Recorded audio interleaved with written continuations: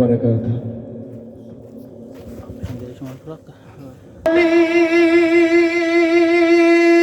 তুমি জান্নাতে তোমার কাছে আমার একটি ঘর বানিয়ে দিও,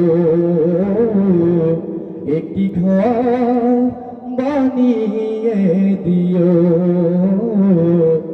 একটি ঘর বানিয়ে দিও।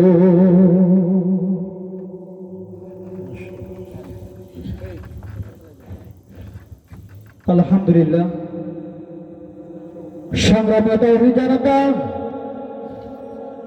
এই পর্যায়ে আপনাদের সম্মুখে কোরআন ও হাদিস থেকে মূল্যবান তাকরীর পেশ করবেন বিশিষ্ট ইসলামী চিন্তাবিদ মুফাসসির কুরআন জনাব হাফেজ হযরত মাওলানা মুফতি আব্দুল শাকুর কাসেমী সাহেব, খতিব বাইতুল জান্নাত জামে মসজিদ ঢাকা। হযরতকে তার মূল্যবান আলোচনা পেশ করার জন্য সবিনয় অনুরোধ করছি।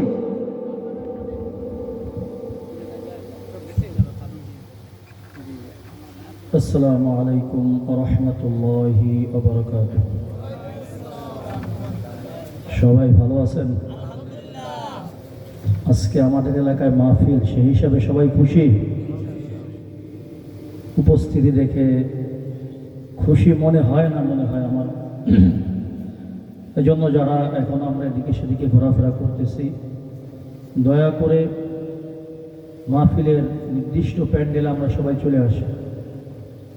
কারণ হাদিসের ভাষায় এই ধরনের যেই মাহফিলের প্যান্ডেল আছে, যে সমস্ত স্থানে আল্লাহ এবং আল্লাহর জিকির হয়, সেটাকে দুনিয়ার জান্নাতের বাগান বলা হয়েছে। এজন্য আমরা যারা এখনো এদিকে সেদিকে ঘোরাফেরা করতেছি, দয়া করে আমরা সবাই মাহফিলের প্যান্ডেলে চলে আসি। আলহামদুলিল্লাহ আলহামদুলিল্লাহ নাহমাদুহু ওয়া নাস্তাঈনুহু ওয়া নাস্তাগফিরুহু ওয়া নাউযু বিল্লাহি মিন শুরুরি আনফুসিনা ওয়া মিন সাইয়্যাতি আ'মালিনা। من يهد الله فلا مضل له ومن يضلله فلا هادي له، ونشهد أن لا إله إلا الله وحده لا شريك له، ونشهد أن سيدنا ومولانا محمدا عبده ورسوله. أما بعد فأعوذ بالله من الشيطان الرجيم. بسم الله الرحمن الرحيم. ولقد آتينا لقمان الحكمة أن اشكر لله ومن يشكر فإنما يشكر لنفسه ومن كفر فإن الله غني حميد. وعن جابر رضي الله تعالى عنه قال قال رسول الله صلى الله عليه وسلم من لقي الله لا يشرك به شيئا دخل الجنة ومن لقيه يشرك به شيئا دخل النار أو كما قال النبي صلى الله عليه وسلم. فقال تعالى إن الله وملائكته يصلون على النبي يا أيها الذين آمنوا صلوا عليه وسلموا تسليما.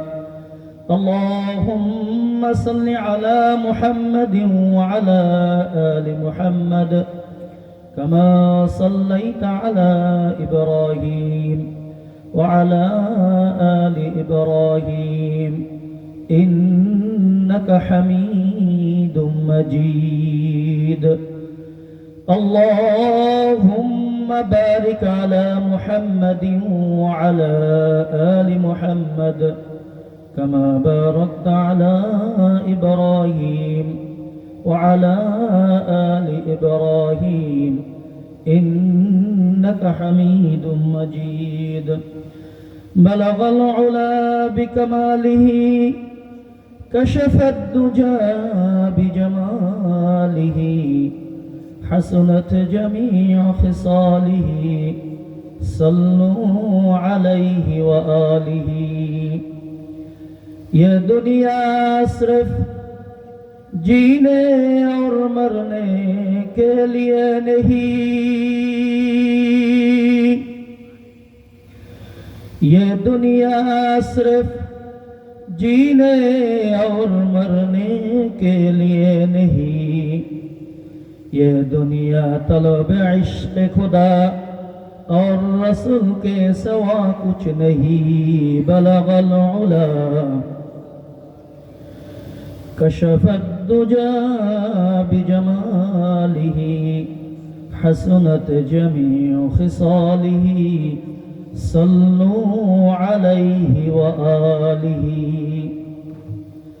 আলহামদুলিল্লাহ মহান রব্বুল আলামিনের দরবারে লাখ কোটি শুকরিয়া আদায় করি যে মহান রব্বুল আলামিন আমাদেরকে উমাজুরি যুব কল্যাণ ফাউন্ডেশনের উদ্যোগে আয়োজিত 2 দিনব্যাপী বার্ষিক ওয়াজ মাহফিলের আজকের প্রথম দিনের দ্বিতীয় অধিবেশনে আল্লাহ পাক আসার বসার কিছু বলার এবং শোনার তৌফিক দান করেছেন। সকলে প্রাণ খুলে বলে আলহামদুলিল্লাহ। দিনী মাহফিল, দিনী যত মজলিস আছে যেখানেই কায়েম করা হয় ওই জায়গাগুলিকে দুনিয়ার জান্নাত বলা হয়েছে। ওই জায়গাগুলিতে যারা আসতে পারেন, আল্লাহ যাদেরকে কবুল করেন, আশা করা যায় তারা দুনিয়ার জান্নাতি মানুষ। ঠিক আছে কিনা? আমরা যারা আসতে পেরেছি আশা করি হাদিসের আলোকে আমরা এটা বলতে পারি যে আল্লাহ পাক রব্বুল আলামিন আমাদেরকে ভালোবেসেছেন, আমাদের কল্যাণ চান, আমাদের মঙ্গল চান, আমাদেরকে ক্ষমা করতে চান বিধায় এই মজলিসে আসার তৌফিক দান করেছেন। এজন্য আবার বলি আলহামদুলিল্লাহ। আমি আপনাদের সামনে পবিত্র কালামের সূরা লোকমানের 2য় রুকু থেকে তেলাওয়াত করেছি। এখানে আমরা যে আলোচনা পাবো সেটা হলো একজন পিতা, একজন মাতা তথা পিতামাতার সন্তানের উপর কি হক, তাদের দায়িত্ব কি, সন্তানের পিতামাতার প্রতি কি দায়িত্ব, এ বিষয়ে আল্লাহ পাক রব্বুল আলামিন এখানে আলোচনা করেছেন। একটা গুরুত্বপূর্ণ বিষয় না? আমি বাবা হিসাবে আমার এক বা একাধিক সন্তান রয়েছে, এই সন্তানদের প্রতি আমি বাবা হিসাবে কি দায়িত্ব এটা যদি আমি জানি, আমি বুঝি, তাহলে এই দায়িত্ব পালন করা আমার জন্য সহজ হবে না কঠিন হবে? আর আমার যদি ধারণাই না থাকে যে আমার সন্তানদের প্রতি আমি বাবা হিসাবে কি কর্তব্য, তাহলে সন্তানের হক আদায় করা আমার পক্ষে সম্ভব হবে? বলেন, উত্তর দেন না সবাই। সম্ভব হবে? আমি একজন সন্তান হিসাবে আমার বাবা মায়ের কি হক আমার উপর রয়েছে, আমার বাবা মার জন্য আমার করণীয় কি, আমি সন্তান হিসাবে যদি সেটা না জানি, তাহলে কি আমি আমার বাবা মার হক আদায় করতে পারবো? আমার পক্ষে কি আদায় করা সম্ভব হবে? বলেন। এজন্য এই বিষয় আমাদের জানা অত্যন্ত জরুরি। আল্লাহ পাক রব্বুল আলামিনের শুকরিয়া যদি আমরা আজকে সিজদায় পড়ে কিয়ামত পর্যন্ত আদায় করতে থাকি, যে আল্লাহ পাক রব্বুল আলামিন আপনাকে আমাকে মানুষ হিসাবে সৃষ্টি করার সাথে সাথে ঈমান নামক দৌলত দান করেছেন, আপনাকে আমাকে মুমিন হিসাবে সৃষ্টি করেছেন, এই একটা নিয়ামতের শুকরিয়া আপনার আমার পক্ষে আদায় করা সম্ভব না। অন্যথায় যদি আপনি আমি বিধর্মীর ঘরে জন্ম হতো, কোনো কাফের মুশরিক বেঈমান হিন্দুর ঘরে জন্ম হতো, তাহলে কোরআন বুঝতাম, ইসলাম বুঝতাম, ইসলাম বুঝে ইসলাম গ্রহণ করা অনেক দূরের কথা ছিল। ঠিক কিনা? এজন্য সর্বপ্রথম আল্লাহ পাক রব্বুল আলামিন আপনাকে আমাকে যে মুমিন হিসাবে সৃষ্টি করেছেন, এজন্য আবার প্রাণ খুলে বলে আলহামদুলিল্লাহ। আমরা হযরত লোকমানের নাম শুনেছি কিনা? অনেকে শুনেছি না? বলে লোকমান হাকিম, লোকমান হাকিম বলে কি বলে না? মুরাব্বিরা আমাদের কাছে গল্প বলতেন লোকমান হাকিমের গল্প। এই লোকমান নামক যেই ব্যক্তি ছিলেন, ওনার ব্যাপারে আল্লাহ পাক রব্বুল আলামিন একটা সূরা নাযিল করে দিয়েছেন। সুবহানাল্লাহ বলে। উনি নবী ছিলেন নাকি ওলি ছিলেন, এ ব্যাপারে বিভিন্ন মতানৈক্য পাওয়া যায়, বিভিন্ন মতামত পাওয়া যায়। বাকি প্রবল মত যেটা, রাজেহ কৌল যেটা, সেটা হলো উনি একজন আল্লাহর ওলি বুজুর্গ ছিলেন, কোনো নবী ছিলেন না। তাহলে উনি কত বড় একজন আল্লাহর প্রিয় ব্যক্তি হলে ওনার সম্পর্কে আল্লাহ একটা সূরা নাযিল করে দিতে পারেন, একটু চিন্তা করলে আমাদের বুঝে আসবে। অবশ্যই উনি আল্লাহর একজন খুব বেশি প্রিয় এবং নৈকট্যশীল বান্দা ছিলেন বিধায় ওনার নামে আল্লাহ একটা সূরা নাযিল করে দিয়েছেন। সূরার নাম দিয়েছেন সূরা লোকমান, ওনার নামই। এখানে আল্লাহ পাক রব্বুল আলামিন বলতেছেন, ওয়ালাকাদ আতাইনা লুকমানাল হিকমাতা আনিশকুর লিল্লাহ। আল্লাহ বলতেছেন ওয়ালাকাদ, অবশ্যই, আতাইনা, আমি দান করেছি, লোকমানা, লোকমানকে, আল হিকমাতা, হিকমত। হিকমত শাব্দিক অর্থ যদি আমরা করতে যাই, অভিধান শাস্ত্র আপনি খুলবেন, সেখানে লেখা আছে প্রজ্ঞা, অর্থাৎ জ্ঞান। কি? প্রজ্ঞা বা জ্ঞান।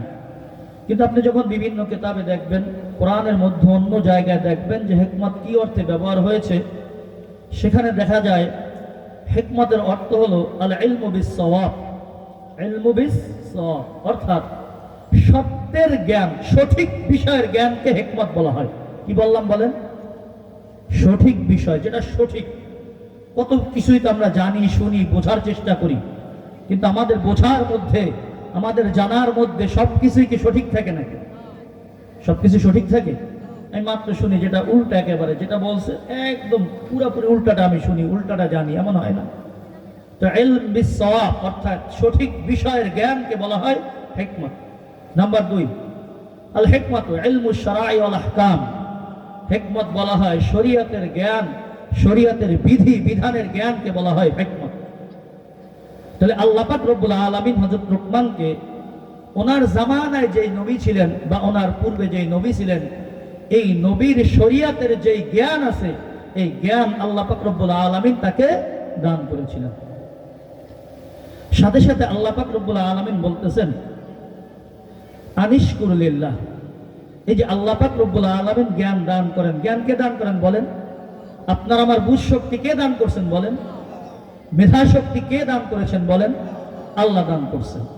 তো যেহেতু আল্লাহর পক্ষ থেকে কোনো কিছু প্রাপ্ত যদি বান্দা হয়, ওই বান্দা যদি প্রকৃত বান্দা হয়, তার দায়িত্ব হলো আল্লাহ পাক রব্বুল আলামিনের কৃতজ্ঞতা আদায় করা।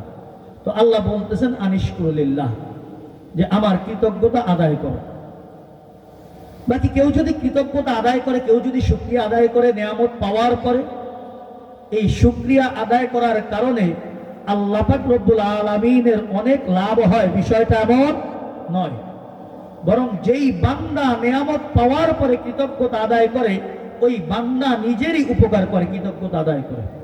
এটাই আল্লাহ বলতেছেন ওমান শাকারা ফাইন্নামা ইয়াশকুরু লিনাফসি।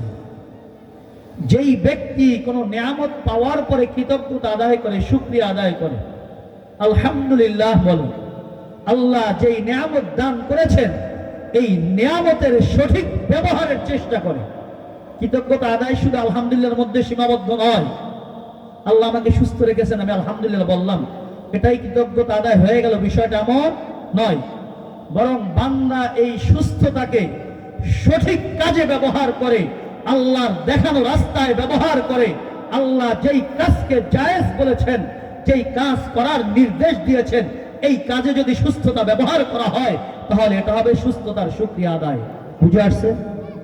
তো যারা এই কৃতজ্ঞতা আদায় করে, ফাইন্নামা ইয়াশকুরু লিনাফসি, সে নিজের উপকারের জন্য, নিজের লাভের জন্য শুকরিয়া আদায় করে। ওমান কাফারা, আর যে অকৃতজ্ঞ হয়, শুকরিয়া আদায় করে না, কুফরি করে, আল্লাহর নিয়ামতকে অস্বীকার করে, সে যেন ফাইন্নাল্লাহা, সে যেন জেনে রাখে নিশ্চয়ই আল্লাহ গনিয়ুন, আল্লাহ পাক রব্বুল আলামিন সমস্ত মানুষ যত আছে পৃথিবীর মধ্যে এই সমস্ত মানুষের কৃতজ্ঞতা থেকে অপেক্ষাপেক্ষী, অর্থাৎ বান্দা কৃতজ্ঞতা আদায় করুক বা না করুক আল্লাহর কিছু যায় আসে না, আল্লাহর কোনো উপকার হয় না। আবার হামিদ, আল্লাহ নিজেই প্রশংসিত, কেউ প্রশংসা করলেই আল্লাহ প্রশংসিত হবে বিষয়টা এমন না, বরং আল্লাহ নিজেই হামিদ। আল্লাহ সর্বদা প্রশংসিত ছিলেন, আছেন এবং থাকবে। দুনিয়ার সমস্ত মানুষ যদি আল্লাহর বদনামে লিপ্ত হয়ে যায়, আল্লাহর অকৃতজ্ঞতা করে, আল্লাহর কিছু যায় আসে না। এ কথা বলে আল্লাহ সতর্ক করতেছেন, ও বান্দা তুমি যখন নিয়ামত পাও, ওই নিয়ামত পাওয়ার পরে তুমি যদি শুকরিয়া আদায় করো, আমি রবের কোনো লাভ হয় না, বরং তুমি তোমারই লাভ করলা। কি লাভ করলা? লা ইন শাকারতুম লা আযীদান্নাকুম। যদি তুমি কৃতজ্ঞতা আদায় করো, অবশ্যই অবশ্যই আমি তোমার নিয়ামতকে আরো বৃদ্ধি করে দেবো। সুবহানাল্লাহ। তাহলে আল্লাহ পাক রব্বুল আলামিন কি করেছেন? লোকমানকে প্রজ্ঞা দান করছেন, শরীয়তের জ্ঞান দান করেছেন, সঠিক বিষয়ের জ্ঞান তাকে আল্লাহ দান করেছেন। এই লোকমান হাকিম যিনি ছিলেন, যাকে লোকমান হাকিম বলা হয়, উনি ওনার সন্তানকে উপদেশ দিতেছেন। এটা আমাদের শিক্ষার বিষয়, এটা আমাদের শিক্ষণীয় বিষয়। এই শিক্ষা গ্রহণ করে এটা আমাদের জীবনে বাস্তবায়ন করা, এটাই হলো আমাদের দায়িত্ব। কথা বুঝে আসছে? লোকমান হাকিম ওনার সন্তানকে কি বলতেছেন দেখেন। وَإِذْ قَالَ لُقْمَانُ لِابْنِهِ وَهُوَ يَعِظُهُ يَا بُنَيَّ لَا تُشْرِكْ بِاللَّهِ وَإِذْ স্মরণ করুন قَالَ لُقْمَانُ যখন লোকমান বলেছিলেন লিবনিহি নিজের সন্তানকে, وَهُوَ يَعِظُهُ তিনি যে বলতেছিলেন, এটা বলতেছিলেন তাকে নসিহত স্বরূপ। কি স্বরূপ? নসিহত স্বরূপ ওয়াজ করতেছিলেন বাবা সন্তানকে। ইয়া বুনাইয়া লা তুশরিক বিল্লাহ, ইয়া বুনাইয়া, হে আমার প্রিয় বৎস, হে আমার প্রিয় সন্তান, হে আমার আদরের সন্তান, লা তুশরিক বিল্লাহ। নাম্বার 1, লা তুশরিক বিল্লাহ। ও আমার সন্তান, তুমি আল্লাহর সাথে কাউকে শিরিক করো না, আল্লাহর সাথে কাউকে অংশীদার করো না। কি করতে নিষেধ করলেন? শিরিক করতে। কি করতে? শিরিক। শিরিকের শাব্দিক অর্থ যদি আমরা করি শিরকুন, শিরকুন শাব্দিক অর্থ হলো মিলানো। কি করা? বলেন কি? বুঝতে হবে তো, কি বলতেছি বুঝতে হবে, আপনারা উত্তর দিতে হবে। যদি উত্তর দেন তাহলে বুঝবো বুঝতেছেন। শিরিকের শাব্দিক অর্থ কি? মিলানো। যেমন উদাহরণস্বরূপ, আমি শরবত বানাবো, পানি নিলাম 1 গ্লাস, এর মধ্যে 1 চামচ চিনি ঢেলে দিলাম, চিনিটাকে একটু নাড়াচাড়া করলাম, চিনি পানির সাথে মিলে গেল। মিললো কিনা? শাব্দিক অর্থে এটাকে শিরিক বলা হবে। শাব্দিক অর্থে এটাকে শিরিক বলা হবে। মিলানো, কোনো কিছু একটা একটার সাথে মিলে যাওয়াকে কি করা হয়? শিরিক বলা হয়। শরীয়তের পরিভাষায় শিরিক কাকে বলে? শরীয়তের পরিভাষায় শিরিক বলা হয়, বলেন সবাই, আল্লাহর জাত। বলেন আল্লাহর জাত এবং আল্লাহর সিফাতের সাথে কাউকে অংশীদার করার নাম হলো শিরিক। কি বললাম? বলেন আল্লাহর জাত। জাত মানে সত্তা, ব্যক্তিত্ব, আর সিফাত মানে হলো বৈশিষ্ট্য, গুণাবলী। আল্লাহ সত্তা এবং আল্লাহর গুণাবলীর সাথে কাউকে অংশীদার করা, আল্লাহর গুণের ন্যায় কারো গুণ আছে এটা মনে করা, এটা বিশ্বাস করা, এর নাম হলো শিরিক। উদাহরণস্বরূপ, কেউ বলল আল্লাহ 2 জন আছে, নাউজুবিল্লাহ বলি, কয়জন? অথবা কেউ বলল আল্লাহ 3 জন, অথবা কেউ বলল আল্লাহ একাধিক। এটা আল্লাহর সত্তা, আল্লাহর জাতের সাথে শিরিক করা হলো। কি করা হলো? একাধিক খোদা যদি কেউ মানে, কেউ যদি একাধিক 2, 3, 5, 10 যত হোক, একাধিক খোদা যদি কেউ মানে, এটাকে বলা হয় শিরিক। নাম্বার 2, খোদা একজন মানে। খোদা কয়জন মানে? বলেন আল্লাহ কয়জনকে মানে? আমরা মানি না একজন। আল্লাহ কয়জন? বলেন একজন আল্লাহ। কিন্তু আল্লাহর যে গুণাবলী আছে, যেগুলাকে সিফাতে কামালিয়া বা পূর্ণাঙ্গ গুণাবলী বলা হয়, আল্লাহর যে গুণ, কিছু গুণ আমাদেরও আছে, বাকি আপনার আমার যে গুণ আছে এটাকে বলে সিফাতে কাসরা, ত্রুটিপূর্ণ অসম্পূর্ণ গুণাবলী। যেমন আল্লাহর একটা নাম হলো বাসির। বলেন কি নাম? বাসির অর্থ দ্রষ্টা, যিনি দেখেন। আপনি আমিও বাসির, আপনি আমিও দেখি, কিন্তু আপনার আমার দেখার সীমারেখা কতটুকু বলেন? আমি তো এখানে শুধু ওই যে পিছনে ঝাড়বাতিগুলি জ্বলতেছে এটাই দেখতেছি, এর পিছনে কি হয় আপনারা কেউ দেখেন নাকি? আমি কিন্তু দেখতেছি না। এদিকে যদি তাকাই, এই স্কুলটাও ক্লিয়ার দেখায় না, অন্ধকার দেখাইতেছে, দেখি না। তাহলে আপনার আমার দেখার সীমারেখা এই পর্যন্ত, এটা শেষ। এটাকে বলা হয় সিফাতে কাসিরা, অর্থাৎ ত্রুটিপূর্ণ গুণ। কিন্তু আল্লাহ যে বাসির, সর্বদ্রষ্টা, আল্লাহ পাক রব্বুল আলামিন কেমন দেখেন জানেন? আল্লাহ পাক রব্বুল আলামিন এই যে গভীর অন্ধকার, অমাবস্যার রাত, ঘুটঘুটে অন্ধকার, কিছু দেখায় না, এই অন্ধকারের মধ্যে, সমুদ্রের মধ্যে, 7 সমুদ্রের ধরেন আপনি একেবারে তলদেশে অন্ধকার, এর নিচে আরো অন্ধকার, জুলুমাতুন ফি জুলুমাত, অন্ধকারের মধ্যে অন্ধকার, এর মধ্যেও সামান্য থেকে সামান্য বিষয় কি হচ্ছে, এটা আল্লাহ পাক রব্বুল আলামিন দেখেন। সুবহানাল্লাহ। এখন এই আল্লাহ যে বাসির, আমরা যদি অনেকে আসি, কেউ আবার দোষ নিয়েন না, মনের মধ্যে ব্যথা নিয়েন না, বলতেছি অনেক আমরা পীর সাহেবকে মানি, অনেক পীরের মুরিদ আছি, আমরা আসি কি আসি না? আসি কি আসি না? আসেন না অনেক অনেক পীরের মুরিদ।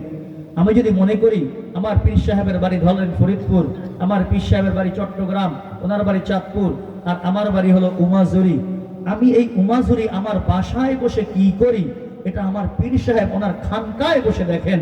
আমি কি করি এখানে, আমার পীর সাহেব খানকায় বসে শুনেন। এটা যদি বিশ্বাস করি, এই আকীদা যদি আমি লালন করি, তাহলে আল্লাহ যেই বাসির, আল্লাহ যেই সামির, ওই আল্লাহর গুণের সাথে আমার পীর সাহেবকে অংশীদার করা হলো, এটা হলো শিরক ফিস সিফাত। কথা বুঝে আসছে? আল্লাহর গুণাবলীর মধ্যে কাউকে অংশীদার করা, এতটুকু বুঝে আসছে? আলোচনা এদিকে বেশি নিব না, আমার আলোচনা লম্বা আছে, এই জন্য এতটুকু বুঝাইলাম, তাহলে আমরা বুঝে আসলো কেউ যদি একাধিক খোদা মানে, একাধিক আল্লাহ বিশ্বাসী হয়, সে হলো মুশরিক।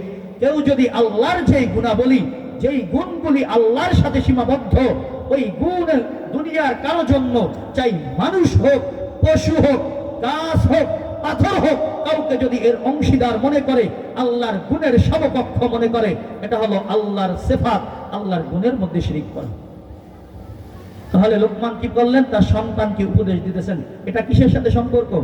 অন্তরের সাথে সম্পর্ক, যেটাকে আমরা বলি ইলমে আকায়েদ, আকীদার সাথে সম্পর্ক, বিশ্বাসের সাথে সম্পর্ক, ঈমানের সাথে সম্পর্ক। তা লোকমান হাকিম সন্তানকে শিরিক করতে নিষেধ করে 1 নম্বর সন্তানের আকীদা, বিশ্বাস ঠিক করতেছেন, সন্তানকে ঈমানের শিক্ষা দিতেছেন যে হে ইয়া বুনাইয়া লা তুশরিক বিল্লাহ, ও আমার সন্তান, তুমি আমার আদরের সন্তান, প্রিয় সন্তান, লা তুশরিক বিল্লাহ, আল্লাহর সাথে কাউকে শরীক করো না। এখন সন্তান যদি ছোট হয়ে থাকে, স্বাভাবিক, আপনি আমি যদি কাউকে কিছু নিষেধ করি, সন্তানকে নিষেধ করেন যে বাবা আজকে বাজারে যেও না, তখন সন্তান কি বলে? ঠিক আছে। নাকি অনেক সন্তান জিজ্ঞাসা করে, বাবা বাজারে তো প্রতিদিনই যাই, দিনে একাধিকবার যাই, আজকে কেন আপনি নিষেধ করলেন? জিগায় কি জিগায় না? জিজ্ঞাসা করে না?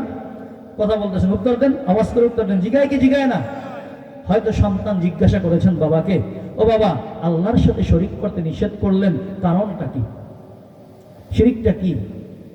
লোকমান হাকিম জবাব দিতেছেন, ইন্নাশ শিরকা লাযুলমুন আযীম। ও আমার সন্তান, তুমি এতটুকু বুঝে নাও, নিশ্চয়ই শিরিক হলো সব থেকে বড় গুনাহ। শিরিক কি বলেন? সব থেকে, ইন্নাশ শিরকা লাযুলমুন আযীম, সব থেকে বড় গুনাহ। কত বড় গুনাহ শুনবেন নাকি? কত বড় গুনাহ? আল্লাহ কোরআনের অন্য জায়গায় বলেন, ইন্নাল্লাহা লা ইয়াগফিরু আন ইউশরাকা বিহি ওয়া ইয়াগফিরু মা দুনা যালিক। নিশ্চয়ই আল্লাহ পাক রব্বুল আলামিন তার সাথে যারা শিরিক করে, আল্লাহর অংশীদার যারা কায়েম করে, আল্লাহর অংশীদার যারা প্রতিষ্ঠিত করে, তাদেরকে আল্লাহ কখনো ক্ষমা করেন না। ওয়া ইয়াগফিরু মা দুনা যালিকা, আর এই শিরিক ব্যতীত যত বড় গুনাহ থাকতে পারে, যত বড় গুনাহ আছে, শিরিক ছাড়া আর যত গুনাহ হইতে পারে, ইয়াগফিরু মা দুনা যালিকা, শিরিক ছাড়া আর যত গুনাহ আছে আল্লাহ পাক রব্বুল আলামিন যাকে চায় ক্ষমা করে দেন। সুবহানাল্লাহ। তাহলে শিরিক কত বড় গুনাহ বলেন? এত বড় গুনাহ যে এই গুনার কোনো ক্ষমা নাই, এই গুনার কোনো ক্ষমা নাই, আল্লাহ কিছুতে এই গুনাহ ক্ষমা করবেন না। এছাড়া যেই গুনাহ হোক, ওয়াগফিরু মা দুনা যালিক, হাত্তাকে এমনকি অন্যের হক নষ্ট করলেও আল্লাহ অন্যের হক নষ্ট করলে এই গুনাহ মাফ করেন না। বাকি মুফাসসিরিনে কেরাম বলেন, যদি বান্দা অন্যের হক নষ্ট করেও যায়, আবার এর উপর আমল করতে যায়েন না, এটা শুই না আবার আজকে থেকে অন্যের হক নষ্ট করা শুরু করে দিয়েন না। কথা বুঝে আসছে? অন্যের হক নষ্ট করার গুনাহ যেহেতু ওয়াগফিরু মা দুনা যালিক, দোনা জালিক মানে শিরিক ছাড়া যা আছে হতে পারে আল্লাহ অন্যের হক যে নষ্ট করেছে সেটাকেও মাফ করে দিতে পারেন। বাকি মাফ করবেন এই আশায় আজকে গিয়ে ভাইয়ের নামের যে দলিল আছে দলিলটা আমার নামে করে নেব, পাশের জমি যার আছে আইল ফেলা শুরু করব, এটা আবার করতে যাবেন না। কথা বুঝে আসছে? এই আশায় ঠিকেন না। তাহলে শিরিক কি গুনাহ পাইলাম? সব থেকে বড় গুনাহ, আর এত বড় গুনাহ যে আল্লাহ পাক রব্বুল আলামিন এই গুনাহ ক্ষমা করেন না। আমি মুসলিম শরীফের একটা হাদিস আপনাদের সামনে খুতবার মধ্যে পাঠ করেছিলাম। হযরত জাবের রাদিয়াল্লাহু তাআলা আনহু এই হাদিস বর্ণনা করেন যে যারা শিরিক করে এবং শিরিক করে না এই দুইয়ের অবস্থা কি হবে কিয়ামতের দিন। যেই দিন আল্লাহ পাক রব্বুল আলামিন সমস্ত মানুষকে কিয়ামতের দিন উপস্থিত করবেন, ওই দিন প্রথমে দুইটা ভাগ হবে। নাম্বার 1 যারা আল্লাহর সাথে শিরিক করেছে, নাম্বার 2 যারা আল্লাহর সাথে শিরিক করে নাই। وعن جابر بن عبد الله رضي الله تعالى عنه قال قال رسول الله صلى الله عليه وسلم من لقي الله لا يشرك به شيئا دخل الجنة ومن لقيه يشرك به شيئا دخل النار। হিসাব একেবারে সহজ হিসাব। হযরত জাবের ইবনে আব্দুল্লাহ রাদিয়াল্লাহু তাআলা আনহু বর্ণনা করেন, আল্লাহ রাসূল সাল্লাল্লাহু আলাইহি ওয়াসাল্লাম ইরশাদ করেন, মান লাকিয়াল্লাহ, আল্লাহর বান্দা বান্দির মধ্যে যেই ব্যক্তি আল্লাহর সাথে সাক্ষাৎ করবে তথা কিয়ামতের দিন যখন আল্লাহর সামনে উপস্থিত হবে, লা ইউশরিকু বিহি শাইআ, ওই ব্যক্তির আমলনামায় আল্লাহর সাথে শিরিক নামক কোনো গুনাহ তার আমলনামায় থাকবে না। সে আল্লাহর সামনে এমন অবস্থায় উপস্থিত হবে যে সে আল্লাহর সাথে কাউকে শরীক করে নাই।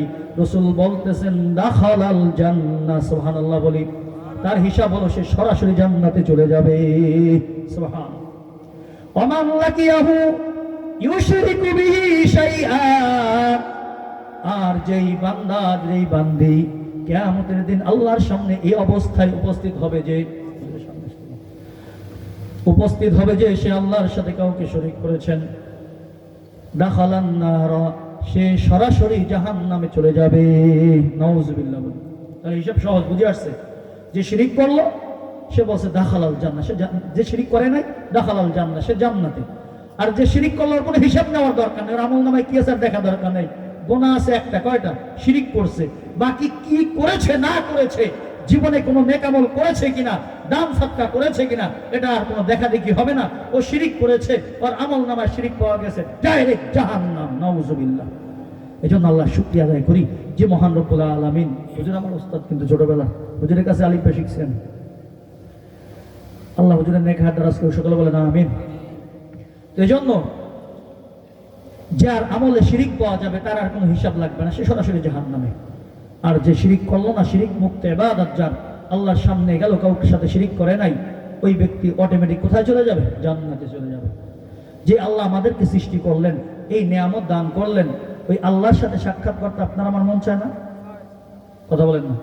মন চায় না? যদি আল্লাহকে একটু দেখতে পারতাম, যে আল্লাহ এত কিছু করলেন, এই জন্ম 70 বছর 60 বছর, এই যে চক্ষুটা দান করলেন, পাওয়ারটা নিলেন না, হাতটা দিলেন, হাতটাকে কখনো অবশ করলেন না, আল্লাহ এত নিয়ামতের মধ্যে ডুবে আছি, আল্লাহকে যদি একটু দেখতে পারতাম। এটা মন চায় আপনাদের?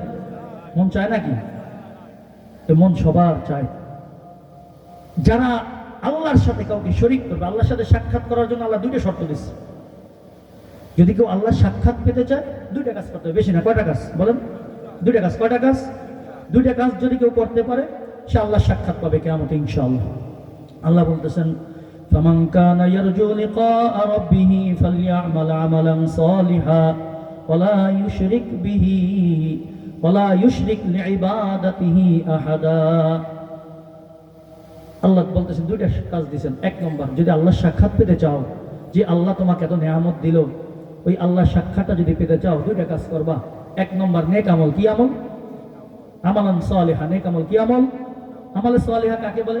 সংক্ষেপে বুঝানেন এক কথায়, আল্লাহ এবং আল্লাহ রসুল যেই কাজের আদেশ করছেন সেটা করা, যেটা নিষেধ করছেন সেটা থেকে বিরত থাকা, এর নাম হলো আমলে সালিহা। এর নাম কি? সংক্ষেপে বুঝানেন কি? যেটা আল্লাহ এবং আল্লাহ রসুল আদেশ করছেন, করতে বলছেন সেটা করা, যেটা নিষেধ করেছেন তার থেকে বিরত থাকার নামই হলো আমলে সালিহা। নাম্বার 2, ইবাদতের মধ্যে যেন কাউকে অংশীদার না করে, শিরিক মুক্ত ইবাদত যদি করে আর নেক আমল করে কেউ দুনিয়া থেকে বিদায় নিতে পারে, সে রব্বুল আলামিনের সাক্ষাৎ পেয়ে যাবে। সুবহানাল্লাহ। তাহলে নাম্বার 1, লোকমান হাকিম তার সন্তানকে আকীদার শিক্ষা দিতেছেন। ও আমার সন্তান, তুমি এটা জেনে রাখো, তুমি দুনিয়ার মধ্যে এমনি এমনি আসো নাই। দুনিয়ায় তোমাকে যে পাঠাইছেন কে বলেন? আল্লাহ। দুনিয়ায় তোমাকে লালন পালন করেন, দুনিয়ায় তোমাকে রিজিক দেন কে? আল্লাহ। সন্তান, তুমি এটা বুঝে নাও, তুমি সর্বক্ষেত্রে তোমার অন্তরে বসিয়ে নাও, একমাত্র আল্লাহ পাক রব্বুল আলামিন আমাদেরকে সৃষ্টি করেছেন, আমার জীবন পরিচালনা করেন আল্লাহ পাক রব্বুল আলামিন। ইন্না সালাতি ওয়া নুসুকি ওয়া মাহইয়ায়া ওয়া মামাতি লিল্লাহি রাব্বিল আলামিন। আমার যা কিছু আছে সব কিছু একমাত্র কে করেন? আল্লাহ। লোকমান হাকিম 1 নম্বর তার সন্তানের আকীদা ঠিক করতেছেন। কারণ হলো, সন্তান যদি এক আল্লাহ বিশ্বাসী না হয়, সন্তান যদি শিরিক করে, সন্তান যদি আল্লাহর সাথে অংশীদার করে, ওই সন্তানের কোনো আমল আল্লাহর কাছে গ্রহণযোগ্য হবে না। এজন্য সর্বপ্রথম আমরা যারা পিতা হয়েছি, পিতার দায়িত্ব হলো, বাবা মার দায়িত্ব হলো সন্তানদের আকীদা বিশ্বাস আগে ঠিক করতে হবে। সন্তানদেরকে বারবার একথা বুঝাইতে হবে। সন্তান যখন থেকে কথা শিখবে, যখন থেকে বলা শিখবে, তাকে সর্বপ্রথম শব্দ শিখান আল্লাহ, লা ইলাহা ইল্লাল্লাহ কালিমা শিখান। সন্তানকে যখন বোঝা শুরু করবে যে দোকান থেকে একটা আইসক্রিম পাওয়া যায়, একটা চকলেট পাওয়া যায়, ওই সন্তানকে বোঝানোর চেষ্টা করাইতে হবে যে আমার বাবা, এই যে চকলেটটা পাইলা, এই চকলেটটা তোমাকে কে দিয়েছেন? আল্লাহ। এই বিশ্বাস, এই অবস্থা সন্তানের অন্তরের মধ্যে তৈরি করার দায়িত্ব কার বলেন? আল্লাহ। আমাদের। কাদের দায়িত্ব? আমাদের। এটা 1 নম্বর, সন্তানের আকীদা বিশ্বাস ঠিক করতে হবে। আমার সন্তান কোথায় যায়, কাদের সাথে ওঠা বসা করে, সে নামাজ পড়ে কিভাবে পড়ে, সে রোজা রাখে কিভাবে রাখে, অন্যান্য ইবাদত সে কিভাবে করে, তার ইবাদতটা শিরক মুক্ত কিনা, এটা দেখার দায়িত্ব বাবা কার? বাবা মায়ের দায়িত্ব। এটা বুঝতে হবে, তাদেরকে আগে শিখাইতে হবে। ছোটবেলা থেকে যদি আমি শিখাই দেই যে একমাত্র আল্লাহই সবকিছু করে, ওই সন্তান আর যা কিছু হোক, যখন বড় হবে সে গিয়ে মাজারে গিয়ে পীর সাহেবের পায়ে সেজদা দেবে না, পীর সাহেবের কবরের মধ্যে সেজদা দেবে না, পীর সাহেবের রেখে যাওয়া সিংহাসনে সে সেজদা দিতে পারে না কখনো। ঠিক কিনা বলেন? কথা বুঝতেছেন তো? যদি এই অবস্থা আমাদের কারো মধ্যে থেকে থাকে, এখনো থেকে বিরত থাকি। সেজদা একমাত্র কার জন্য হবে বলেন? কার জন্য হবে? সন্তান কে দেয়? মেয়ে সন্তান মনে হয় শুধু আল্লাহ দেয়, ছেলে দেয় অন্য কেউ? হ্যাঁ, কথা কানা। মেয়ে সন্তান মনে হয় শুধু আল্লাহ দেয়। যখন মেয়ে হয়, ভাই কি হয়েছে? মেয়ে আল্লাহ দান, আল্লাহ দিচ্ছে। তখন কি কয়? মেয়ে হইলে কি বলে? আল্লাহর মাল আল্লাহ দিচ্ছে। আর ছেলে হইলে কি? আলহামদুলিল্লাহ ভাই ছেলে হয়েছে। আমাদের বচনভঙ্গি এমন না, বলেন না? বাস্তবতা এটা কিনা? যখন মেয়ে হয় তখন কি বলে? আর একাধিক হইলে তো হয়েছে, বলে আরে আল্লাহর মাল আল্লাহ দিছে। মানে ভাবতে হইলো মেয়ে আল্লাহ দিছে, আর ছেলে যখন হয়েছে মানে আমার কামাইতে হয়েছে, আমার মেহনত হয়েছে। ওই সময় কয় না আল্লাহ ছেলে দিছে, এমন খুব কম লোকে কয়। ওই সময় কি কয়? ভাই ছেলে হয়েছে, আলহামদুলিল্লাহ। এমন বলি কি বলি না? বলি কি? কিভাবে বলি? কি বলতেছি প্রত্যেকটা শব্দের হিসাব হবে, একটু বুঝে শুনে বলতে হবে। যে পানি ভাত খায় সেও শুকরিয়া আদায় করে, যে কোরমা পোলাও খায় সেও শুকরিয়া আদায় করে। কারণ আল্লাহ যা দিছে খাইছে আলহামদুলিল্লাহ, এটাও শুকরিয়া। আরেকজন আলহামদুলিল্লাহ আজকে আল্লাহ বিরিয়ানি খাওয়াইছে, এটাও শুকরিয়া। কিন্তু বচন ভঙ্গির মধ্যে পার্থক্য আছে কি নাই? পানি ভাত খাওয়ার পরে শুকরিয়াটা মনে হয় মন চায় না, গায়ে থেকে করতেছে। আর পোলাও খাওয়ার পরে একদম খুব আগ্রহের সাথে না। মুমিন মুসলমান পানি ভাত খাওয়ার পরেও যেই শুকরিয়া, কোরমা পোলাও খাওয়ার পরেও একই শুকরিয়া আদায় করতে হবে। বচন ভঙ্গির মধ্যে অনেক কিছু বোঝা যায়। বচন ভঙ্গির পার্থক্যে অর্থের পরিবর্তন চলে আসে। আসে কি আসে না? কথা বোঝেন নাই? আসে না? আসে, পরিবর্তন আসে। তাহলে নাম্বার 1 পাইলাম, সন্তানের আকীদা বিশ্বাস ঠিক করার দায়িত্ব বাবা মার। এখন সন্তানকে যখন বাবা মা উপদেশ দিবেন, অনেক সন্তান আছে একটু বড় হয়ে গেছে, ঘাড় তারা বাবা মার কথা শুনতে চায় না, আছে কি নাই? বাবা মা নামাজের জন্য বলে, তার পছন্দ হয় না। বাবা বলে বাবা রোজা রাখো, পছন্দ হয় না। বাবা অসৎ সঙ্গ ত্যাগ করো, যাদের সাথে তুমি ঘোরাফেরা করো তোমার বন্ধু, এরা তোমাকে আস্তে আস্তে খারাপ করতেছে, নেশাগ্রস্ত করে ফেলবে। এদের সাথে যদি তুমি ঘোরাফেরা করো তুমি অতি সত্বর জুয়ারি হয়ে যাবা। বাবা ওদের সাথে ঘোরাফেরা করো না। সন্তান কথা গ্রহণ করতে চায় না, আছে কি নাই? নাই, আমাদের সমাজে নাই। আল্লাহ পাক রব্বুল আলামিন এবার লোকমান হাকিমের কথা বাদ রেখে নিজে একটা কথা বলতেছেন মাঝখানে আল্লাহ বলতেছেন, ওয়াসাইনাল ইনসানা বিওয়ালিদাইহি। ওয়াসাইনা, আমি রব্বুল আলামিন আদেশ দিয়েছি, আল ইনসান, মানুষদেরকে বিওয়ালিদাইহি, পিতামাতার সাথে সৎ আচরণ করা। পিতামাতার সাথে কি আচরণ? সৎ আচরণ করা। পিতামাতা যেটা বলবে সেই কথা শোনার আদেশ আমি রব্বুল আলামিন স্বয়ং করতেছি। কারণ কি? যারা সন্তান আছো তোমরা পিতামাতার কথা কেন শুনবে? প্রশ্ন আসে না তার কথা আমি কেন শুনবো? সে বলতেছে কেন শুনবো? আমার প্রশ্ন আসে কি আসে না? কেন শুনতে হবে? সন্তান, যারা সন্তান আছো, যাদের বাবা মা এখনো জীবিত আছে, একটু লক্ষ্য করে শোনো। যুবক যারা আছে, রক্ত গরম, এখন কারো কথা ভালো লাগে না, নিজের মন চাই, জিন্দেগি পছন্দ হয়, যেভাবে মন চায় সেভাবে চলতে মন চায়, আমি চলি, লাগাম ছাড়া হয়ে গেছো। যারা সন্তান আছো তারা একটু খেয়াল করে শোনো আল্লাহ কি বলতেছেন। বাবা মা যেই কথা বলে ওই বাবা মার কথা শোনার জন্য আল্লাহ স্বয়ং নিজেই নির্দেশ দিতেছেন। কারণ হলো হামালাতুহু উম্মুহু ওয়াহনান আলা ওয়াহন ওয়াফিসালুহু ফি আমাইন। কারণ হলো তোমরা যারা সন্তান আছো তোমাদের দায়িত্ব হলো বাবা মার কথা শোনা। বাবা মা তোমাদেরকে যেই নির্দেশ দেবে এই নির্দেশ মানার দায়িত্ব তোমাদের। কারণ হলো তুমি তোমার মায়ের কথা একটু চিন্তা করে দেখো। হামালাতুহু উম্মুহু, তার মা তাকে গর্ভধারণ করেছেন, ওয়াহনান আলা ওয়াহনিন, কষ্টের পরে কষ্ট সহ্য করে। একজন গর্ভধারিণী মহিলা যখন বাচ্চা গর্ভে আসে, আমরা বুঝতাম না, এটা আমাদের বুঝে আসে না। যখন বিবাহ শাদী করছি, যখন দেখছি স্ত্রী গর্ভবতী হয়েছে, তখন বোঝার সুযোগ হয়েছে যে গর্ভধারিণী মহিলা যতদিন বাচ্চা গর্ভে থাকে কত কষ্ট। দেখেন, মন চায় খাবার খেতে, খাবারটা খাইছে, সাথে সাথে বমি হয়ে বেরিয়ে যাচ্ছে, হয় না? দেখেন নাই আপনারা?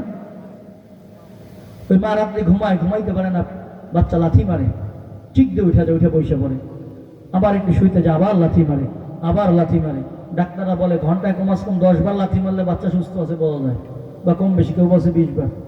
তো ঘন্টা যদি 10 বার নাড়াচাড়া করে বা 10 বার লাথি মারে, এই যে লাথিটা মারে, স্ত্রীকে জিজ্ঞাসা করে দেখেন লাথিটা মারলে ব্যথাটা কেমন লাগে।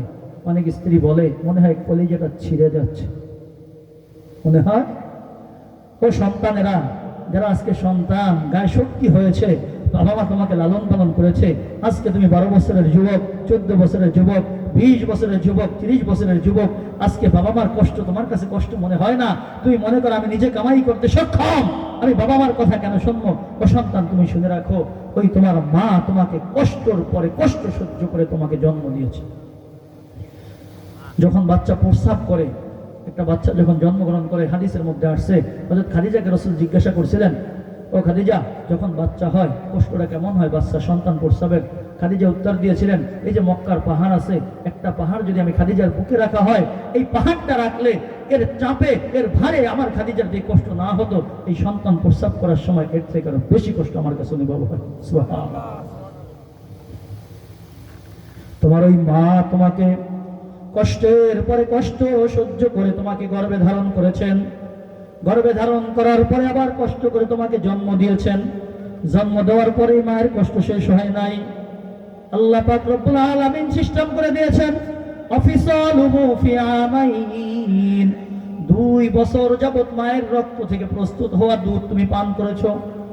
মায়ের শরীর দুর্বল, গায়ে শক্তি নাই, তারপরে সন্তান যখন ওয়া ওয়া করে কান্না করে, মা নিজের কি অবস্থা কখনো ভাবে না, সন্তানকে কিভাবে চুপ করানো যাবে। ওই সন্তানকে নিজের স্তন দান করেছেন, দুধ পান করিয়েছেন, কত কষ্টের পরে কষ্ট ভোগ করে তোমার মা তোমাকে লালন পালন করেছেন। সুতরাং ওই মা যখন কোন উপদেশ দেয়, তুমি সন্তান হিসাবে তোমার দায়িত্ব হলো ওই বাবা মায়ের উপদেশ তোমার গ্রহণ করা। হাদিসের মধ্যে আসছে, কোন এক সাহাবা এসে আল্লাহ রাসূল সাল্লাল্লাহু আলাইহি ওয়াসাল্লামকে জিজ্ঞেস করতেছেন, ইয়া রাসূলুল্লাহ, মা হাক্কুল ওয়ালিদাইনি আলা ওয়ালাদিহিমা, ও আমার রাসূল আপনি একটু বলেন বাবা মায়ের কি হক তার সন্তানের উপর। ফাকাল, রাসূল উত্তর দিলেন, হুমা জান্নাতুকা আও নারু। ও আমার সাহাবা, সহজে বুঝে নাও, তুমি বাবা মার কি হক সেটা তুমি জিজ্ঞাসা করতেছো আমার কাছে, এতটুকু বুঝে নাও, হুমা জান্নাতুকা আও নারু, তোমার বাবা মা হয়তো তোমার জন্য জান্নাতের কারণ হবে, তোমার বাবা মাই হলো তোমার জান্নাত, আর তোমার বাবা মাই হলো তোমার জন্য জাহান্নাম। অর্থাৎ কেউ যদি বাবা মায়ের কথা শুনে, বাবা মায়ের খেদমত দুনিয়ার মধ্যে করে বাবা মাকে রাজি করতে পারে, আল্লাহর ইবাদত দুনিয়া থেকে করে যেতে পারে, আল্লাহও রাজি, বাবা মাও রাজি, দুনিয়া থেকে অবস্থায় বিদায় নাই, ও সরাসরি জান্নাতি। সুবহানাল্লাহ। আর যেই নাফরমান নেমোখারাম বাবা মার অনুগ্রহ ভুলে যায়, বাবা মার অনুগ্রহ ভুলে বাবা মার সাথে নাফরমানি করে, বেঈমানি করে, বাবা মার অবাধ্য হয়, বাবা মার কথা শুনতে ভালো লাগে না। এখন তো অনেক নাফরমান এমন আছে বাবা মাকে আঘাত করে, নাউজুবিল্লাহ বলি। এমনও খবর পাওয়া যায় ছেলের হাতে বাবা মা খুব, নাউজুবিল্লাহ। যারা সন্তান আছে খুব ভালো করে বুঝে নাও, যারা সন্তান আছে খুব ভালো করে বুঝে নাও। আল্লাহ রাসূল বলতেছেন যদি বাবা মা তোমার উপর নারাজ থাকে তাহলে ওই বাবা মার নারাজ হওয়ার কারণে তুমি জাহান্নামী। অন্য হাদিসের মধ্যে আল্লাহ রাসূল সাল্লাল্লাহু আলাইহি ওয়াসাল্লাম বলেন রিজার রাব্বি ফি রিজাল ওয়ালিদ ওয়া সাখাতুর রাব্বি ফি সাখাতিল ওয়ালিদ ওয়া ফি riwayatin রিজার রাব্বি ফি রিজাল ওয়ালিদাইনি ওয়া সাখাতুর রাব্বি ফি সাখাতিল ওয়ালিদাইনি। ও আমার যারা সন্তানেরা আছো, যাদের বাবা মা এখনো জীবিত আছে, যারা দুনিয়ার মধ্যে সন্তান আছে, একটু খেয়াল করো। আল্লাহ রাসূল বলতেছেন তুমি যদি রবের সন্তুষ্টি পেতে চাও, কার সন্তুষ্টি বলেন? কার সন্তুষ্টি? আল্লাহর সন্তুষ্টি যদি তুমি পেতে চাও, তোমাকে আমি রাসূল মূল নীতি বলে দিতেছি, তুমি মূল নীতি মনে রাখবা। আল্লাহর সন্তুষ্টি কিভাবে অর্জন করবা তোমাকে আমি রাসূল একটা মূল নীতি বলে দিতেছি, সহজ পদ্ধতি তোমাকে আমি বলে দিতেছি। রিজার রাব্বি ফি রিজাল ওয়ালিদাইনি, যদি তুমি আল্লাহর সন্তুষ্টি পেতে চাও তাহলে দুনিয়ার মধ্যে বাবা মার খেদমত করে বাবা মার সন্তুষ্টি অর্জন করো। কারণ আল্লাহর সন্তুষ্টি হলো রবের সন্তুষ্টি বাবা মার সন্তুষ্টির মধ্যে। সুবহানাল্লাহ। ওয়াসাখাতুর রাব্বি ফি সাখাতিল ওয়ালিদাইনি, আর যদি কোনো নেমো খারাম বেঈমান, কোনো নাশুকরগুজার বান্দা বাবা মার সাথে নেমো খারামি করে, বাবা মার অকৃতজ্ঞ হয়, বাবা মার কথা না মেনে অবাধ্য হয়ে বাবা মাকে কেউ যদি অসন্তুষ্ট করে, আল্লাহ রাসূল বলতেছেন তাহলে তুমি জেনে রাখো তোমার রব তোমার উপর অসন্তুষ্ট। কথা ক্লিয়ার, বুঝে আসছে? তাহলে আল্লাহ কি বললেন? আল্লাহ বললেন যারা সন্তান আছে তোমরা খেয়াল রাখো, আমি রবের নির্দেশ মনে রাখো, তোমাদের দায়িত্ব হলো বাবা মা তোমাদেরকে যে উপদেশ দিবেন, যে কথা বলবেন, বাবা মার কথা শুনবে। রাসূল বলতেছেন যে বাবা মাই হলো জান্নাত, বাবা মাই হলো কি জাহান্নাম। বাবা মার সন্তুষ্টির মধ্যেই রবের সন্তুষ্টি, বাবা মার নারাজির মধ্যেই রবের নারাজি। কথা বুঝে আসছে? এখন আল্লাহ বলতেছেন যারা সন্তান আছো, এই যে বাবা মা তোমাদেরকে এত কষ্ট করে, তোমার মা তোমাকে গর্ভধারণ করলেন, তোমার বাবা তোমাকে এত কষ্ট করে লালন পালন করেন। অনেক বাবা দেখা যায় আজকে অসুস্থ, তার ঔষধের দরকার, পকেটে আছে মাত্র ধরেন 30 টাকা 50 টাকা। সন্তান বলছে বাবা আজকে আমার জন্য একটা আইসক্রিম আনবা। বাবা পকেটের মধ্যে হাত দিয়ে যখন ব্যথা অনুভব করে, মনে চায় একটা ব্যথার ঔষধ ক্রয় করে ব্যথার ঔষধটা খাই। আবার যখন সন্তানের কথা মনে পড়ে, সন্তান তো আইসক্রিমের কথা বলছে, অথবা চিপসের কথা বলছে, বিস্কুটের কথা বলছে, বাসায় যাওয়ার পরে সন্তান যখন আইসক্রিম চাবে, সন্তানকে যদি আইসক্রিম দিতে না পারি মনে ব্যথা লাগবে। ওই বাবার শরীরের যেই ব্যথা আছে, অসুস্থতা আছে, ঔষধ না কিনে ব্যথা সহ্য করে সন্তানের জন্য একটা আইসক্রিম কিনা নেয়। আছে কিনা এমন বাবা? নাই? এমন অভাবী লোক আমরা আছি না? একটা করলে আর একটা হয় না, একটা করলে আর একটা হয় না। আসলে বাবা যারা হয়, যারা বাবা হয়, সন্তান তোমরা যারা আছে একটু মনে রাখো, যারা বাবা হয় তারা একটু কৃপণ হয়ে যায়, কিপ্ট হয়ে যায়। কি হয়ে যায়? যারা বাবা তারা একটু কিপ্ট হয়ে যায়। কেমনি কিপ্ট হয়? নিজের প্রয়োজনকার তারা প্রয়োজন মনে করে না, নিজের প্রয়োজনে একটা টাকা ব্যয় করতে চায় না। সন্তানের সুখ কোথায় আছে, সন্তান একটু শান্তি কিভাবে পাবে, ওই চেষ্টাই তারা থাকে, নিজের ব্যাপারে সে কৃপণ হয়ে যায়। ঈদের সময় দেখা যায় বাবা সবার জন্য মার্কেট করেছে, কিন্তু নিজের পুরান জামাটা পরিহিত করতেছে। আসেন না? মন আসেন না? 2-4 জন হাত জাগান দি। এবার পুরান জামা পরিহিত করছেন, সন্তানের নতুন জামা কিনে হাত জাগান না? আসেন না? মন নিজের মন চাইছে, মন চায় নাই যে নতুন জামা পরিহিত করি? কথা কয় না। মন চায় নাই আপনাদের? না মনই নাই? মন নাই আপনাদের নাকি মনই নাই? এখন মনে উঠে গেছে, দূর কত আর মন চাইবো, মন চাইলে কাজ হয় না, এই জন্য মনেই চায় না। বাবার মন চায় নতুন পোশাক পরিহিত করি, কিন্তু পকেটের দিকে যখন তাকায়, আমি পোশাকটা কিনলে পরিবার চলবে না, সন্তানের জন্য ভালো থেকে ভালো পোশাকের ব্যবস্থা করে। ও সন্তানেরা একটু বোঝো, এই যে বাবা এত কিছু করলো, এগুলি কেন করে? মায়েরা যারা আছে তাদের কিন্তু একটু রুচি কমে যায় সন্তান হয়ে গেলে। খেয়াল করছেন কখনো? একটা খাবার পাশের বাসা থেকে আসছে, ওটা মায়ের খুব প্রিয় খাবার ছিল এতদিন যাবৎ, ওই খাবারটা মা খুব স্বাদ করে খুব আগ্রহের সাথে খাবারটা খাইতো, কিন্তু পাশের বাসা থেকে আসছে, খাবারের পরিমাণ কম। মায়ের প্রিয় খাবারটা মা যদি খায়, সন্তান খেতে পারবে না। মা বলে আমি খাবো না, আমার খাইতে মন চায় না, তুমি খাও। মার রুচি কমে গেছে না? মার রুচি কমাই ফেলাইছে। মার শত আগ্রহ থাকা সত্ত্বেও ওই মা খাবারটা গ্রহণ করে না। তুমি সন্তান, তোমাকে খাওয়ার ব্যবস্থা করতেছেন, মার রুচি আসলে কমে নাই, মা তোমার খাতিরে রুচি কমাই ফেলাইছেন। বাবার চাহিদা এখনো কমে নাই, বাবার মনের মধ্যে চাহিদা আছে, আশা আছে, কিন্তু বাবা পকেটের দিকে যখন তাকায়, নিজের আশা পূরণ করতে গেলে সন্তানের চাহিদা পূরণ করা যাবে না। এই জন্য বাবা নিজের চাহিদাকে কোরবানি করে তোমার চাহিদা পূরণ করতেছেন। ওই যে বাবা এটা করলো, কেন করলো জানো? তোমার প্রতি একটা ভালোবাসা, তোমার প্রতি একটা স্নেহ আমি রব্বুল আলামিন তোমার বাবা মার অন্তরে ঢেলে দিয়েছি। না হলে সন্তান যেই পরিমাণ বাবা মাকে জ্বালায়, দুনিয়ার যুক্তি তো বলে কোনো বাবা মা সন্তানকে জীবিত রাখার কথা না। কথা বুঝতেছেন আমারটা? যেই পরিমাণ একটা সন্তান লালন পালন করতে কষ্ট, কোনো বাবা মা সন্তানকে মনে হয় পালতো না, লাথি মেরে ঘর দিয়ে বাড়ি করে দিত, গলা টিপে মেরে ফেলাইতো। এমন অবস্থা না? দেখেন বর্তমান আরো বেশি বেহাল অবস্থা। এই যে পরেও বাবারা এত কষ্ট করে, এত কষ্ট সহ্য করে সন্তান লালন পালন করতেছে কেন? কারণ আমি রব্বুল আলামিন তোমার বাবা মার অন্তরে একটা ভালোবাসা ঢেলে দিয়েছি। যেহেতু আমি রব্বুল আলামিন ভালোবাসা ঢেলে দিয়েছি, আমি ইশকুরুলি, সুতরাং সর্বপ্রথম আমি রবের কৃতজ্ঞতা আদায় করো। বাবা মা তোমাকে এমনি ভালোবাসে না, ওই বাবা মার অন্তরে ভালোবাসা আমি ঢেলে দিয়েছি, এই জন্য তোমার বাবা মা তোমাকে ভালোবাসে। এই জন্য আনিশকুরলি, আমার কৃতজ্ঞতা আদায় করো। ওলি ওয়ালিদাই, এরপরে গিয়া বাবা মার কৃতজ্ঞতা আদায় করো। কারণ হলো তুমি এখন আল্লাহর কৃতজ্ঞতা আদায় করবা, বাবা মার কৃতজ্ঞতা আদায় করবা। তুমি যদি করো সেটা তোমার ব্যাপার, না করলেও তোমার ব্যাপার। বাকি এই কথা মনে রেখো, ইলাইয়াল মাসির, আমি রব্বুল আলামিনের কাছে তোমাকে প্রত্যাবর্তন করতে হবে, ফিরে আসতে হবে। আমার কাছে তোমাকে ফিরে আসতে হবে, তখন বুঝাবো। তুমি যদি আমার কথা মানো, বাবা মার কৃতজ্ঞতা আদায় করো, তাহলে পাবা উত্তম প্রতিদান। আর যদি না মানো, ঘাড় তারামি করো, বাবা মার সাথে উচ্চ বাক্যে কথা বলো, বেয়াদবি করো, তাহলেও মনে রেখো আমার কাছে আসতে হবে। যাবা কোথায়? কোথায় যেতে হবে বলেন? আল্লাহ বলতেছেন ইলাইয়াল মাসির।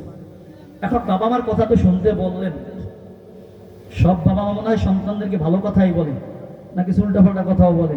উল্টাপাল্টা বুদ্ধিও দেয় কি দেয় না? বাবা মায় কথা বলে না। অন্যায় করতে অনেক বাবা মা সন্তানকে বলে না, অন্যায় করতে বলে কি বলে না? বাবা মার কথা আল্লাহ শুনতে বললেন, কতটুকু শুনতে পারবো? আল্লাহ পাক রব্বুল আলামিন পরের আয়াতে বলতেছেন, আমি রব্বুল আলামিন তোমাদেরকে নির্দেশ দিয়েছি বাবা মার কথা শুনবে। বাকি ওয়া ইন জাহাদাকা আলা আন তুশরিকা বিমা লাইসা লাকা বিহি ইলম ফালা তুতি'হুমা। যারা সন্তান আছে খেয়াল রেখো, যদি তোমার বাবা মা ওয়া ইন জাহাদাকা আলা আন তুশরিকা বি, আমি রব্বুল আলামিনের সাথে কাউকে শরীক করতে বলে, তোমার বাবা মা যদি তোমাকে এই আদেশ দেয় আমি রবের সাথে কাউকে শরীক করবা, মা লাইসা লাকা বিহি ইলম, যেই বিষয়ে তোমার ধারণাই নাই যে এটা আল্লাহ শরীক কি শরীক না, যদি আল্লাহ তোমার বাবা মা তোমাকে আমার সাথে শিরিক করতে বলে, ফালা তুতি'হুমা, এই শিরিক করতে বললে এক্ষেত্রে বাবা মার অনুসরণ করা যাবে না, তাদের কথা মানা যাবে না। কথা বুঝে আসছে কি বললো আল্লাহ? যদি বাবা মা কোনো সন্তানকে শিরিক করতে বলে, আল্লাহর সাথে শরীক করতে বলে, অংশীদার করতে বলে, সেক্ষেত্রে বাবা মার কথা শোনা যাবে না। সেক্ষেত্রে বাবা মার কথা শোনা যাবে না।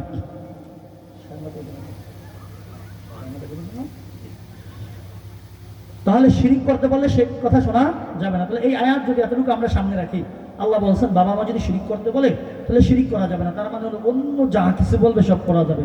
কোনো বাবা মা যদি চুরি করতে বলে মনে হয় চুরি করা যাবে, কোনো বাবা মা যদি অন্যের উপর জুলুম করতে বলে সেটা মনে হয় করা যাবে, কোনো বাবা মা মনে হয় গুনার কাজ, অন্য গুনার কাজ, শিরিক করতে বলে নাই, অন্য গুনার কাজ করতে বসে, তাহলে মনে হয় সেটা করা যাবে। যদি আমি এতটুকু আয়াত আমল করতে যাই তাহলে আমার বুঝ এমন হইতে পারে। কিন্তু আল্লাহ রাসূল সাল্লাল্লাহু আলাইহি ওয়াসাল্লাম বলেন, লা তাআতা লিমাখলুকিন ফি মাসিয়াতিল খালিক। ও আমার উম্মতেরা, তোমরা ভালো করে জেনে রাখো, লা তাআতা লিমাখলুকিন, দুনিয়ার কোন সৃষ্টিজীব, চাই সে বাবা হোক বা মা, চাই সে ওস্তাদ হোক অথবা বন্ধু, চাই সে পীর সাহেব হোক অথবা যত বড় বুজুর্গ হোক, ওই পীর সাহেব বা বুজুর্গ অথবা বাবা মা অথবা ভাই ব্রাদার যদি তোমাকে আল্লাহর বিরুদ্ধাচরণ হয়, আল্লাহর বিরোধিতা হয়, এমন কোন গুনার কাজের আদেশ করে, এমন কোন গুনার কাজের পরামর্শ দেয়, লা তাআতা, কিছুতেই তার আনুগত্য করা যাবে না। স্রষ্টার অবাধ্যতা হয় এমন কোন কাজে দুনিয়ার কোন সৃষ্টিজীবের কোন কথা শোনা যাবে না। যখন এই হাদিস আপনার আমার সামনে আসলো তখন বুঝে আসলো শিরিক তো করা যাবে না, যাবে না।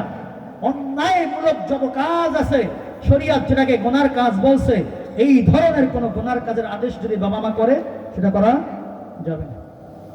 এখন আমি বড় বুজুর্গ হয়ে গেছি, বড় আলেম হয়ে গেছি, মাঝে মাঝে তাবলিগে যাই, চরমনার ময়দানে গিয়ে ভালো মুরিদ হয়ে গেছি, আমি এত ভালো হয়ে গেছি, বাবা মা আমাকে শিরিকের কথা বলে, বাবা মাকে চুরির কথা বলে, অন্যায় কথা বলে, আমি তো বড় বুজুর্গ, আমি বড় দিনদার, আমি বড় মুত্তাকি, আমি বড় পরহেজগার।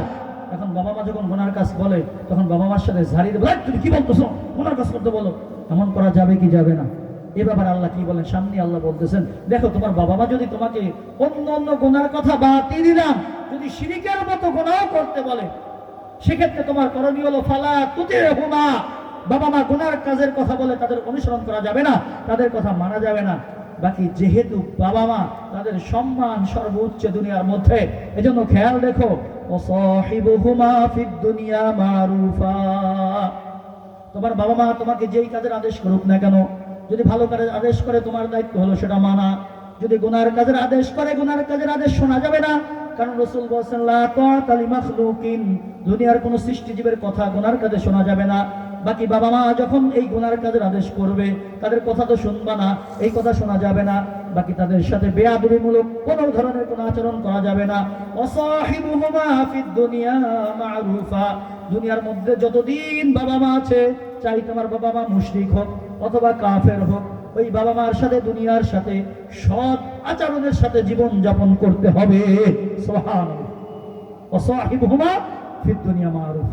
তাহলে এবার বলো, যদি বাবা মা শিরকের মতো গুনার কাজ করতে বলে, এরপর আল্লাহ বলতেছেন ওই বাবা মা যদি নিজে মুশরিক হয়, তুমি যেহেতু সন্তান, তুমি সন্তান হিসেবে বাবা মার সাথে ঝাড়ি দিয়ে উচ্চ আওয়াজে কথা বলতে পারবা না। এক্ষেত্রেও বাবা মার সাথে দুনিয়ার মধ্যে সৎ আচরণ করে জীবন যাপন করতে হবে। এখন যদি বাবা নামাজ পড়তে বলে, আমি সন্তান হিসেবে বাবা মার সাথে যদি বেয়াদবি করি, তাহলে আমার স্তর কোথায় একটু ভেবে দেখি। সুযোগ আছে নাকি? সুযোগ আছে বাবা মার সাথে অসৎ ব্যবহার করার? কোনো সুযোগ নাই। শিরিকের মতো গুনাহ করতে বললেও তাদের সাথে খারাপ আচরণ করা যাবে না। আর নামাজের কথা বললো, বাবা মা বললো তুমি একটু নামাজ পড়ো, রোজা রাখো, এই সময় কোনো অসৎ আচরণ করার কোনো সুযোগ আছে? কোনো সুযোগ নেই। এখন বাবা মা তিনি আমাদের অভিভাবক, তারা আমাদের পথ নির্দেশনা করবেন, ইবাদত বন্দেগী করার পথ দেখাবেন। তারাই যদি গুনার কথা করতে বলে, তাহলে এখন আমরা কি করব? আল্লাহ পাক রব্বুল আলামিন বলতেছেন, ওয়াত্তাবি' সাবিলা মান আনাবা ইলাইয়া, যদি বাবা মা তোমাকে সৎ রাস্তা না দেখায়, ভালো রাস্তা না দেখায়, গুনার কাজের কথা বলে, বাবা মার কথা তো শুনবা না, এখন তুমি কার কথা শুনবা? আল্লাহ বলতেছেন, ওয়াত্তাবি' সাবিলা মান আনাবা ইলাইয়া, আমার বান্দার মধ্যে থেকে যারা আমি রব্বুল আলামিনের দিকে ধাবিত হয়, আমি রব্বুল আলামিন মুখী যারা আছে, যারা আমি রব্বুল আলামিনকে মানে, আমার কাজবাজ করে, যারা দিনদার মুত্তাকি পরেজগার আছে, তুমি তাদের রাস্তা গ্রহণ করো। বাবা মা যেহেতু খারাপ রাস্তা দেখাইতেছেন, এখন বাবা মার কথা তো চলা যাবে না। এখন যে সমাজে ভালো ব্যক্তি আছে, যে ভালো কাজ করে, ভালো পথে ডাকে, তার কথা শুনতে বস। কেন শুনবা? তুম্মা ইলাইয়া মারজিউকুম ফাউনাব্বিউকুম বিমা কুনতুম তা'মালুন।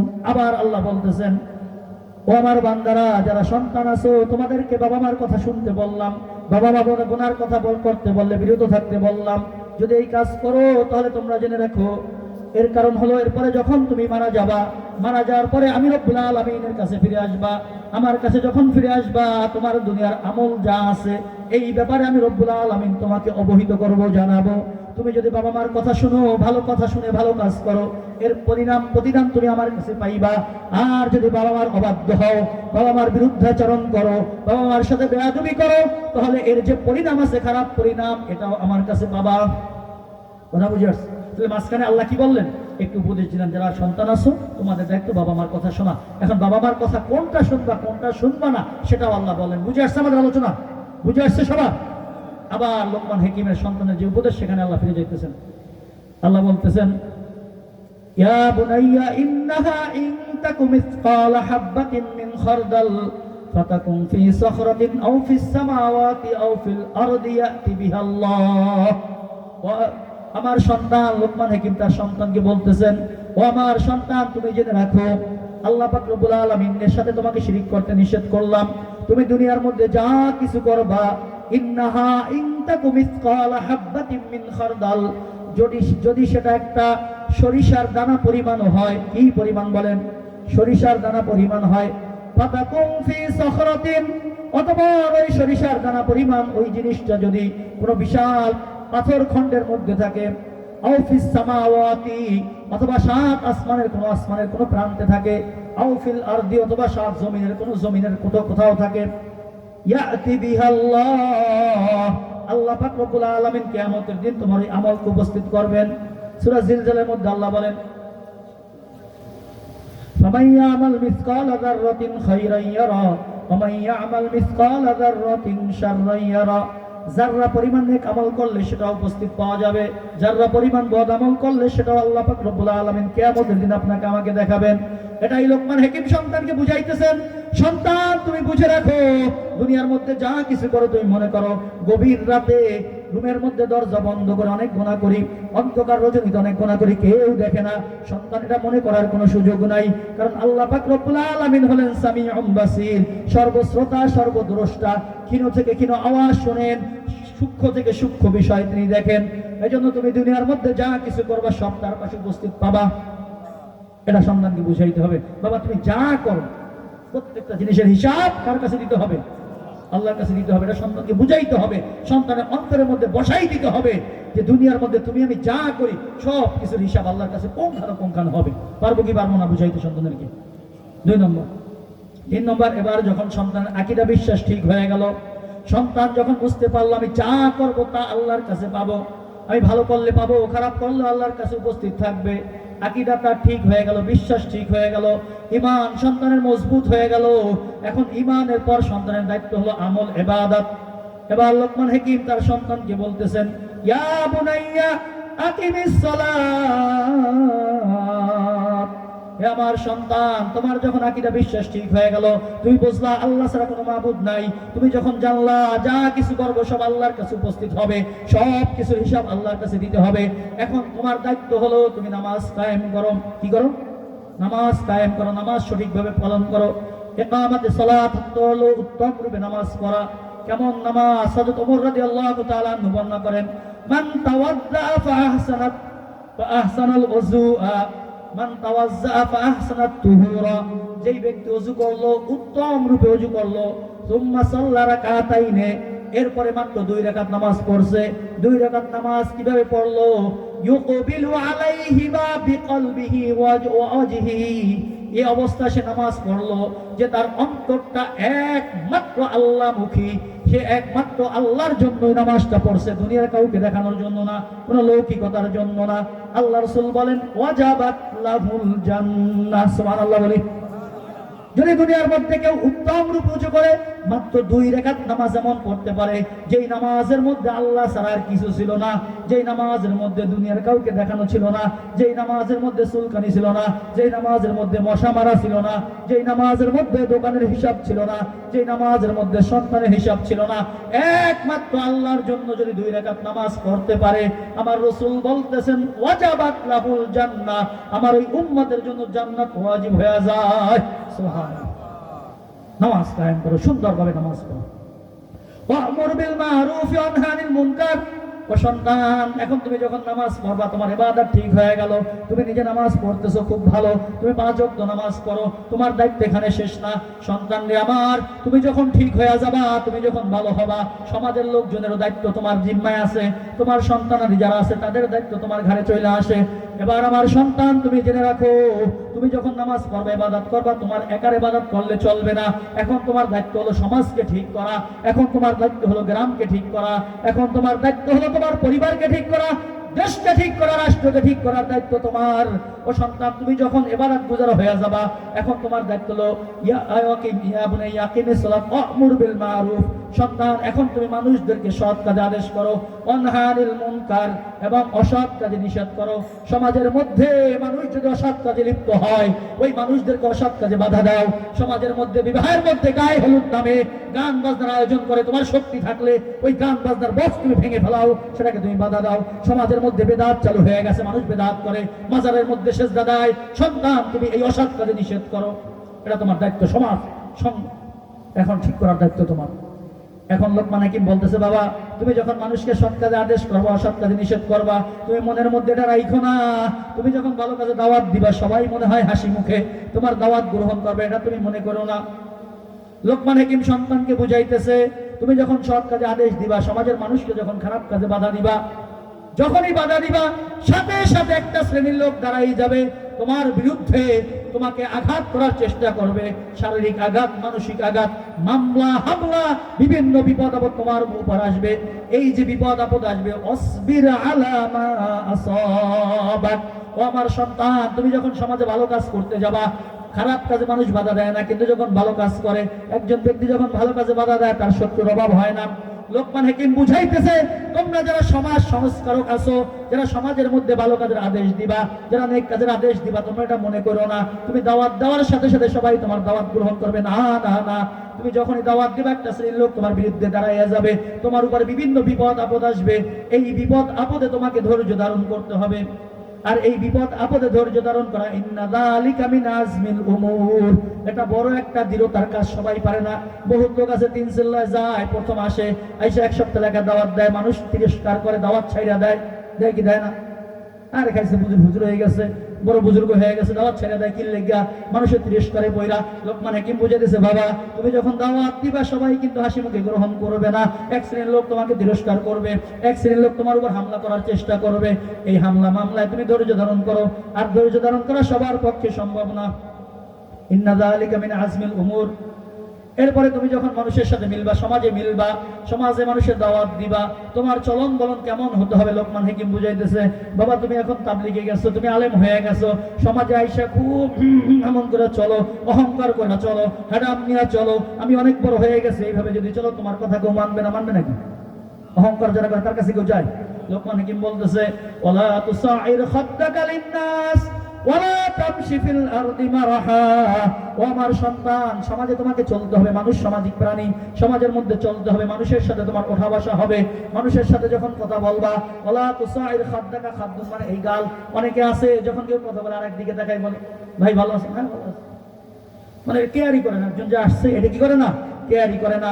লোকমান হাকিম বুঝে দিয়েছে, বাবা ভালো করে বুঝো, সমাজের মধ্যে চলবা, সমাজের মানুষকে ভালো কাজের দাওয়াত দিবা, তোমার চলন বলন কেমন হবে? ওয়ালা তুসাইর খাদ্দাকা লিন্নাস, মানুষের সাথে থেকে অহংকার করে চেহারা ঘুরাইয়া নিও না। ওয়ালা তুসাইর খাদ্দাকা লিন্নাস ওয়ালা তামশি ফিল আরদি মারহা, আর জমিনের মধ্যে অহংকার করে দম্ভ ভরে চলো না। কারণ হলো ইন্নাল্লাহা লা ইউহিব্বু কুল্লা মুখতালিন ফাকুর, আল্লাহ পাক রব্বুল আলামিন দুনিয়ার মধ্যে যারা অহংকারে উদ্ধত হয়, যারা অহংকার করে, বড়াই করে, একটু পয়সা হলে তার পা আর জমিনে পড়ে না, একটু যদি ক্ষমতা পাইয়া যায় তার পা আর জমিনের মধ্যে পড়ে না। আল্লাহ পাক রব্বুল আলামিন বলেন, এই অহংকারী যারা আছে তাদেরকে আল্লাহ ভালোবাসেন না। আল্লাহ রাসূল বলতেছেন, মান তাওয়াযা লিল্লাহি রাফাআহুল্লাহ ওয়া মান তাকাব্বারা ওয়াদাহুল্লাহ, যারা একমাত্র আল্লাহর জন্য বিনয়ী হয়, আল্লাহর জন্য যারা নমনীয় হয়, আল্লাহ তাদের মর্যাদা বাড়ায়া দেন, সুবহানাল্লাহ। আর যে অহংকার করে, ওমান তাকাব্বারা ওয়াদাহুল্লাহ, আর যেটা অহংকার করে, আল্লাহ তাকে এমন ভাবে আছাড় মারে, ও কল্পনাও করে না, দুনিয়া থেকে একবার বিনাশ করে দেয়। দেয় কি দেয় না? কারণ বহুত অহংকারী আছে, নিজেকে জমিনে পাই রাখে না, কিন্তু আল্লাহ সামান্য একটা যখন আছাড় মারে, দুনিয়া থেকে শেষ। কথা বুঝছেন? সময় শেষ হয়ে গেছে, 9:30 পর্যন্ত সময় দেওয়া হয়েছিল।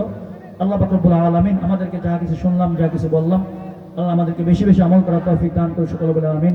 ওয়া আখির দাওয়ানা আলহামদুলিল্লাহি রাব্বিল আলামিন। আসসালামু আলাইকুম ওয়া রাহমাতুল্লাহি ওয়া বারাকাতুহু। নারে তাকবীর, আল্লাহু আকবার, নারে তাকবীর, আল্লাহু আকবার, আল্লাহু আকবার। প্রধান দিদির আগমন, প্রধান দিদির আগমন, শুভেচ্ছার স্বাগতম।